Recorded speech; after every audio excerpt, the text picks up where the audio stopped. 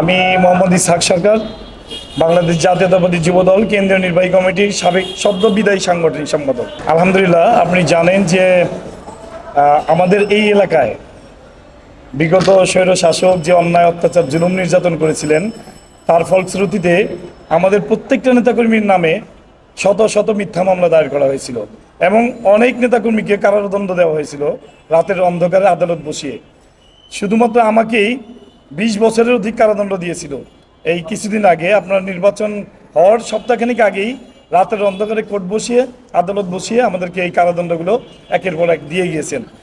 তো আপনি যে প্রশ্নটি করেছেন যে দীর্ঘদিন পর এলাকায় ফেরা, এটা বলতে গেলে বলা চলে অনেকটা 15 বছর পর নিজের এলাকায় ফিরে আসা। আমাদের উপর এতই অত্যাচার হয়েছে, এতই জুলুম হয়েছে যে এই আমার এলাকার যে ছাত্রদলের আপনার সভাপতি, সাধারণ সম্পাদক, vice president, senior vice president, এই 4 জন ছাত্রনেতাকে দীর্ঘ 12টি বৎসর যাবৎ গুম করে রাখা হয়েছে। এখনও গুমের আয়নাঘরের নামক যে বন্দিশালা আপনারা দেখেছেন ইতিমধ্যে উদ্ধার হয়েছে, আয়নাঘর নামক সেই বন্দিশালার মধ্যে কিন্তু আমরা জানি না তারা অক্ষত অবস্থায় আছে কিনা। আমরা মনে প্রাণে বিশ্বাস করি যে 12 বৎসর অতিবাহিত হলেও এই বর্তমান যে দায়িত্বপ্রাপ্ত যারা দায়িত্ব নিয়েছেন, তত্ত্বাবধায়ক বলে আর যেটাই বলি, ওনাদের মাধ্যমে আমরা চাই যে আমাদের ছাত্র নেতাদেরকে আমাদের মাঝে ফিরিয়ে দেওয়া হোক।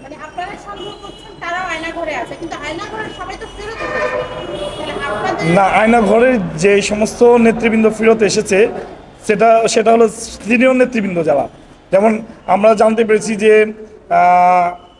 আজমি সাহেব ফেরত এসেছেন, এরপরে কাশিম আলী সাহেবের ছেলে উনি ফেরত এসেছেন এবং উল্লেখযোগ্য কিছু লোকজন ফেরত এসেছে। তা আমরা ওনাদের সাথে যোগাযোগ করার চেষ্টা করেছি। ওনারা বলেছেন ইতিমধ্যে যে 666 জনের মতো এখনও ওই আয়নাঘর নামক বন্দিশালার মধ্যে তারা আটক আছে, তারা জানতে পেরেছে। তা আমরা যখন আমাদের এই গুমের লিস্টগুলি জানতে চাইলাম, তখন ওরা আমাদেরকে বললেন যে আমরা এই লিস্টগুলি মিলিয়ে দেখছি, আপনারা এলাকায় ফিরিয়ে যান, আমরা যদি পাই আমরা আপনাদেরকে অবহিত করবো এবং তাদেরকে স্থানে আমাদের তত্ত্বাবধানেই তাদের বাসায় ফিরিয়ে দিয়ে আসবো। তো এই পরিস্থিতির মধ্যে আমরা ছিলাম। এখন আপনারা দেখতেই পাচ্ছেন একটি ছাত্র জনতার বাঁধভাঙ্গা একটা অনেক রক্তক্ষয়ীর মধ্য দিয়ে, অনেক হতাহতের মধ্য দিয়ে আমরা একটা মনে হচ্ছে যে দেশে আমরা আরেকটি স্বাধীনতা অর্জন করলাম। মানুষ নিঃশ্বাস নিতে পারছে, মানুষ দীর্ঘদিন যাবৎ তাদের অধিকার থেকে বঞ্চিত ছিল। ন্যায়ের অধিকার বলেন, গণতান্ত্রিক অধিকার বলেন, মৌলিক অধিকার, মানব অধিকার, ভোটের অধিকার, সমস্ত অধিকার থেকে কিন্তু মানুষ বঞ্চিত ছিল, মানুষ ভোট প্রয়োগ করতে পারেনি। আমরা যখনই এই জালিম সরকারের শাসনামলে ভোটে অ্যাটেন্ড করেছিলাম, তখন তারা আমাদের বিভিন্ন কায়দা, আমাদের যারা প্রার্থী ছিল তাদের উপরে হামলা হয়েছে। একজন প্রার্থী ভোট দিতে যেতে পারেনি কেন্দ্রে, আবার যখন নির্বাচনে অংশগ্রহণ করেনি তখন তারা বলছে নির্বাচনে ট্রেন মিস করেছেন।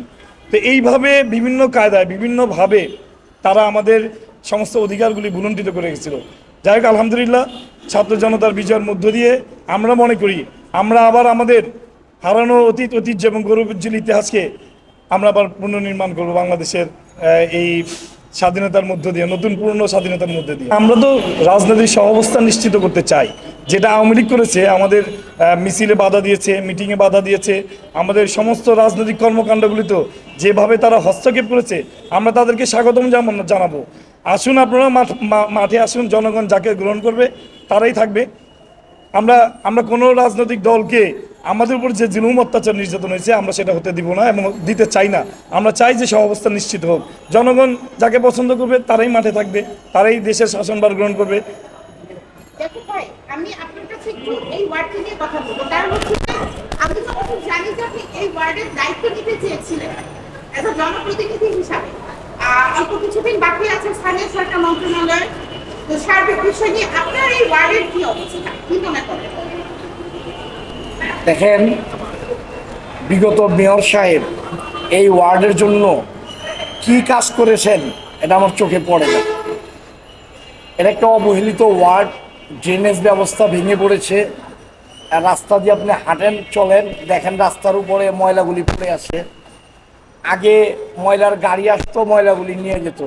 এখন বাসা বাড়ির থেকে ময়লা নিয়ে সেটা একটা চাঁদাবাজির পর্যায়ে চলে গেছে। এটা আপনি পুরো এলাকায় খবর নিয়ে দেখেন, প্রতি ফ্ল্যাট থেকে 100 টাকা করে, প্রতি দোকান থেকে 200 টাকা করে। এখানে হাজার হাজার দোকান আছে, এই টাকাগুলি কোথায় যায়? আমরা তো সিটি কর্পোরেশনের আন্ডারে ট্যাক্স হোল্ডার, ট্যাক্স দেই, সেই ট্যাক্সের টাকা দিয়েই কিন্তু সিটি কর্পোরেশনের সার্বিক কার্যক্রম পরিচালনা হওয়ার কথা। এর বাইরেও তারা হাজার হাজার কোটি টাকা এই বিগত 5 বছরে এই মেয়র সাহেবের তত্ত্বাবধানে এই ওয়ার্ড কাউন্সিলররা তাদের ক্যাডার বাহিনী দিয়ে সাধারণ মানুষের কাছ থেকে নিয়ে গিয়েছে। একটা বিষয় ময়লার জন্য টেন্ডারটা হবে কেন? ময়লার ব্যাপারটা তো সিটি কর্পোরেশনের তত্ত্বাবধানে করবে, এবং এর জন্য আমরা যে ট্যাক্স দিই সেই ট্যাক্সের টাকার থেকেই এটা চলে যাওয়ার কথা। এছাড়া সিটি কর্পোরেশনের আরও বিভিন্ন খাত আছে, সেখান থেকে তাদেরকে বেতন পূর্বে দেওয়া হয়েছে। তাহলে এমন কি ঘটনা ঘটলো, এমন কি শর্টটা পড়ে গেল যে আবার নতুন করে এই ট্যাক্সের বাইরেও এই ময়লার জন্য আলাদাভাবে টাকাগুলি নেওয়া হয়? এবং এই টাকাগুলি কি মেয়র মহোদয় দেখা যেতে পারবেন যে টাকাগুলি ফান্ডে জমা আছে কিংবা এই খাতে তারা খরচ করতে পারছেন? এই টাকাগুলি তাদের ক্যাডার বাহিনীরা তাদের নিজস্ব খাতে ব্যবহার করছে, কেউ মাদক সেবনে ব্যবহার করছে, কেউ এগুলি দিয়ে অস্ত্রবাজি করেছে। এগুলি আমাদের কাছে প্রমাণ আছে। আপনি প্রতিটা বাড়িতে যান, প্রতিটা বাড়ির সবার একই কথা যে আমরা এই আলাদা টাকাটা কেন দেব? তারপরেও জুলুম নির্যাতনের ভয়ে দিয়ে দিতে হয়েছে। বর্তমান যে সরকার দায়িত্ব নিয়েছেন, উনি সরকার প্রধান গতকালকে লাইভে বলেছেন যে আমরা আজকে শুক্রবার থেকে আমরা আবার দ্বিতীয় স্বাধীনতা পেলাম। আমরা আমাদের সরকারের কাছে আন্তরিকভাবে এর জন্য অনুরোধ জানাচ্ছি। আমরা খুব শীঘ্রই যাতে একটা এক্সক্লুসিভ নির্বাচন এই দেশে হয় এবং রাষ্ট্রীয় ক্ষমতা এদেশে গণতান্ত্রিক ব্যবস্থায় যাতে ফিরে আসে, এটা আমরা সবাই আশাবাদী, আশা করছি।